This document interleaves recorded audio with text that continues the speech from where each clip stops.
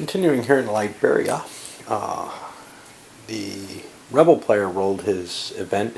He ended up getting a Diamond Mines event, created 2d6 for the owner of Harble province, and it took me forever to find this. It's very difficult to read this map, very distracting with all the colors and the symbol. That money went to the government, however, because they owned it, so they're in better shape even now. Ekmog kept their same commander. There was no peace talk movement. What else? Political hostages and zoes. The government picked up a hostage here. They let the rebels get a bit of 2 on the zoes. They put a bit of 1 in on themselves. They have the initiative actually right now with the higher juju. And the rebels bought all the zoes. Now that drops their juju down to the point where they could just fail. They're in real danger at this point in the game. If they get down to 0, they lose the game. But they felt like they needed the edge for the zoes, and they're going to probably spend a lot of their money and try to come big after the government. We'll see whether or not they succeed. If they don't, the game is probably over on their hand. We're going into the political phase. The Gondor marker comes off, which is currently a benefit for the government, but it's not a guaranteed situation. There's at least one big force already still down there. Get to play with the donors, and then the economics take care of them. Unfortunately, and this may be because I'm not paying a lot of attention here, but here in the economy phase, you lose income and juju to corruption and scandals. The rebel had 17 leaders on the board. That's 17 juju they'd lose. They only had 12 juju left. After last turn and the defeats that they took, they don't have enough to maintain themselves as a faction. They've just collapsed, essentially. And the government's just won. I looked through the rules trying to find some way to remove leaders because they have an excess of leaders. They have stacks with, 3 leaders in each. However, they simply can't afford it. Had they not bought all those zoes, they spent 18 on zoes, they wouldn't be down this low. They definitely made a mistake there. Can I reverse that? Well, I think that's probably the safest thing to do. Let's try to play this back and let the government buy things with zoes, but the government, with all their extra money, with all their extra influence, or juju, were able to play with the donor aid track fairly heavily. So what happened with the donor aid track? Well, first of all, the government triggered everything. France, Ivory Coast, the stuff that hasn't been hit, Burkina Faso, Libya, and the drugs. Libya and the drugs have been done before, but these others were big cost items they wanted to knock out of, and they went for, overall, a means to knock the rebel source of juju out. They were looking at a longer-term solution here once they saw the juju down that low. So I don't know quite what's fair here. Let me pull some juju off, some zoes off. So I bought a lot of extra zoes here.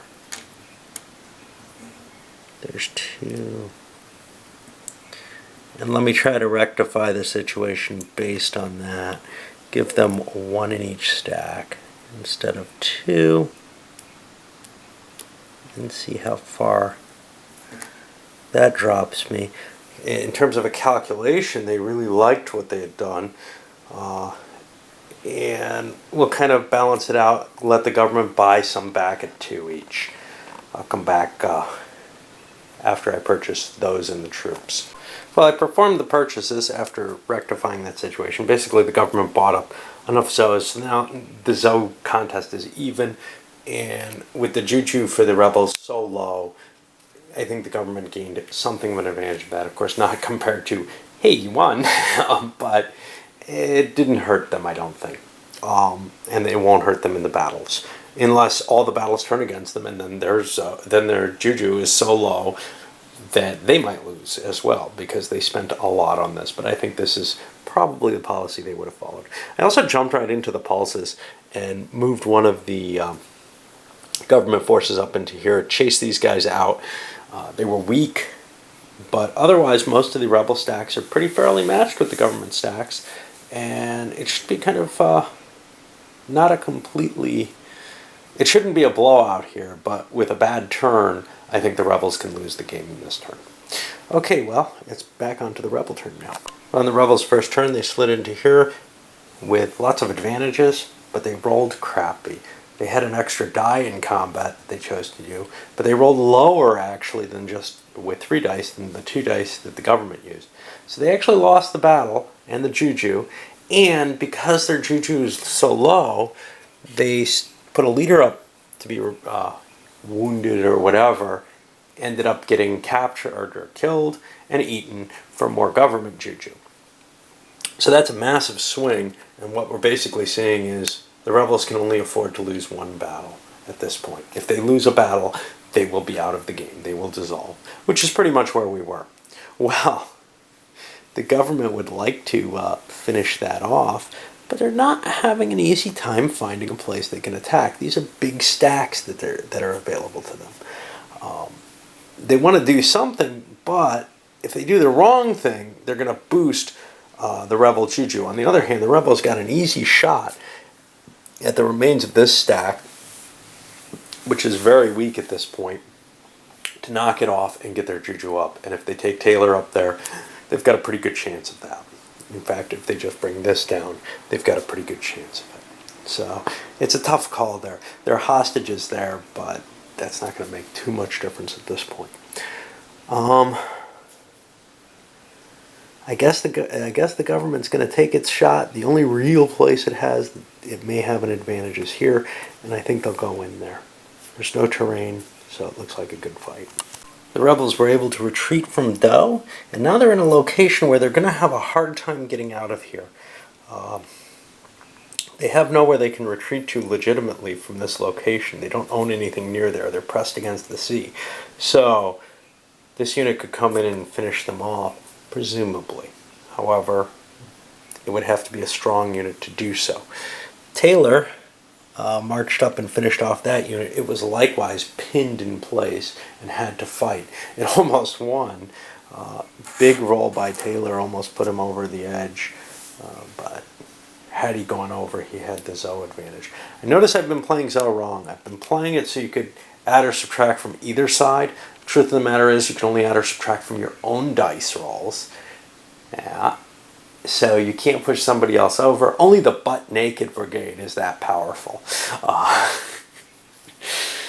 And let's see, I guess we're back on a government turn, and they're going to try to knock the rebels down, but the rebels have gained some ground and may be able to lose a battle if it's a close fight. Alright, onward. Well, final battle down here, and the rebels slightly outnumbered. Good rolls on both sides, but they weren't able to do it, and they would have survived. They only took a 1-point loss on their juju from the battle itself, but without anywhere to retreat, these 4 units are destroyed as well, and that's 4 more juju. Boom, they don't have that. And just add insult and injury, Cisco was captured and eaten.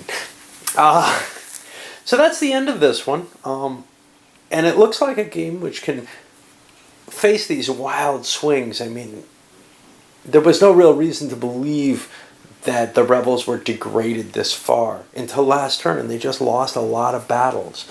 I don't feel like they made humongous mistakes. Maybe somebody can correct me on that. But they ended up in a too risky position. Now, there's no question they could have played it safer to try to make it through this turn without taking these risks. And had they done so, they probably wouldn't have collapsed this turn, but it's a good chance they would have next turn. And what's next turn possible advantage? Ignus created, that's not going to help them. Ekmog increased, that's not going to help them. So their situation is just deteriorating right now. there isn't something, the checkpoints might have helped them, I'm not sure, but it strikes me that at least until those checkpoints are created, and I can't tell you what happens after, the war is very fluid and very possible for either side to win just by getting a lot of victories on the other side.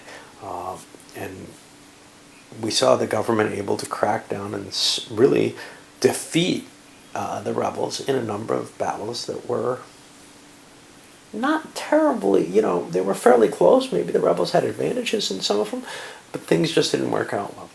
Anyway, I'll come back and talk about this with a review in a bit.